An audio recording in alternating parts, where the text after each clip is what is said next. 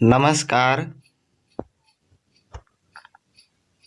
आदर्श शिक्षण संस्थान बालोतरा, स्थान पाटोदी। कक्षा षष्ठी, विषय विज्ञान। पाठ 7, पौधों को जानिए, भाग 4। इस पाठ में हमने पहले के भाग में पौधों के संवर्गों के बारे में पढ़ा था।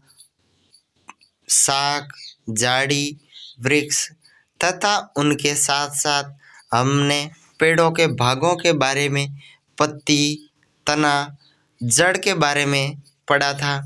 और उसी के साथ साथ हमने 2 महत्वपूर्ण क्रियाएं पढ़ी थी, वाष्प उत्सर्जन क्रिया तथा प्रकाश संश्लेषण क्रिया। प्रकाश संश्लेषण क्रिया जिसके द्वारा पेड़ पौधे अपना भोजन बनाते हैं। इसके बाद आज हम पौधे के जड़ के बारे में हम अध्ययन करेंगे। जड़ पौधे का वह भाग जो भूमि के अंदर होता है उसे जड़ कहते हैं। जड़ भूमि से खनिज लवण एवं जल का अवशोषण करती हैं, अर्थात जड़ होती हैं वो भूमि के अंदर होती हैं। पौधों का स्थिरक।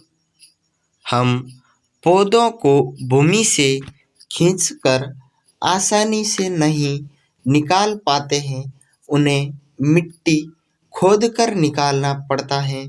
जड़ें पौधे को मिट्टी से मजबूती से जमाए जकड़े रखती हैं। इन्हें मिट्टी में पौधे का स्थिरक कहा जाता है, अर्थात पौधों का स्थिरक वह जो पौधों को मजबूती से मिट्टी के साथ जकड़े रखती हैं, उन्हें हम इस पौधे का स्थिरक कहते हैं, अर्थात पौधे का स्थिरक यानी जड़ें होती हैं। जड़ों के प्रकार, अर्थात जड़ें 2 प्रकार की होती हैं। पहली मूसला जड़ें, दूसरी रेशेदार जड़ें। मूसला जड़ पौधे की जड़ों में एक मुख्य जड़ होती है तथा अन्य सभी छोटी छोटी जड़ें मुख्य जड़ से जुड़ी होती हैं तथा इस मुख्य जड़ को ही मूसला जड़ कहते हैं। पौधों की जड़ों में एक मुख्य जड़ होती है जिनसे बाकी वाली सभी छोटी छोटी जड़ें उनसे जुड़ी होती हैं और इस मुख्य जड़ को मूसला जड़ के नाम से जाना जाता है। अब आप देख सकते हैं कि किस प्रकार मुख्य जड़ यानी मूसला जड़ से बाकी वाली पौधे की छोटी छोटी जड़ें जुड़ी हुई हैं। रेशेदार जड़ें पौधों की वे जड़ें जिनमें कोई मुख्य जड़ नहीं पाई जाती हैं, सभी जड़ें एक समान होती हैं।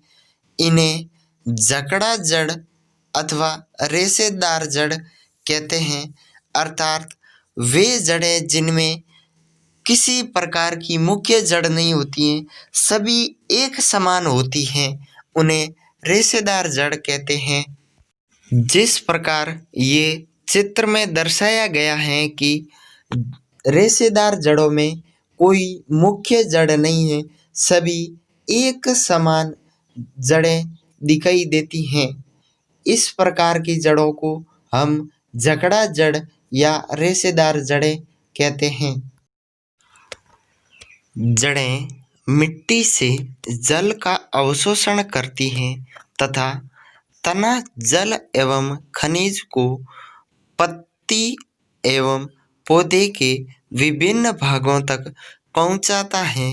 पत्तियां भोजन का संश्लेषण करती हैं और ये भोजन तने से होकर पौधे के विभिन्न भागों में संग्रहित हो जाता है, अर्थात पौधे के सभी भागों में का कार्य हमने देखा।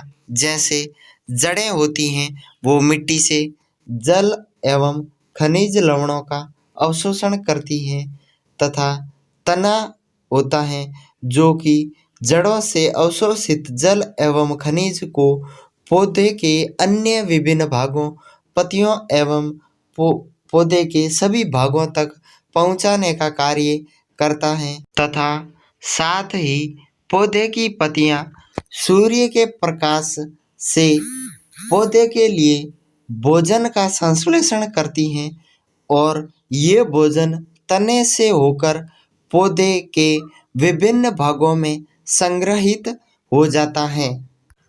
हम कुछ पौधों की जड़ों जैसे गाजर, मूली, शकरकंद, शलजम आदि को हम खाते हैं।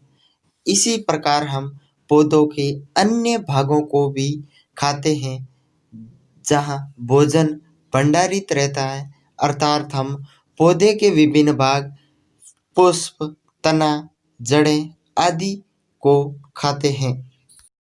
आज का गृह कार्य। प्रश्न क्रमांक 1, जड़ किसे कहते हैं?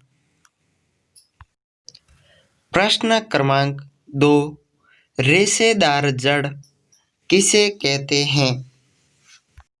प्रश्न क्रमांक 3, पौधे की जड़ें कितने प्रकार की होती हैं? नाम बताओ। धन्यवाद।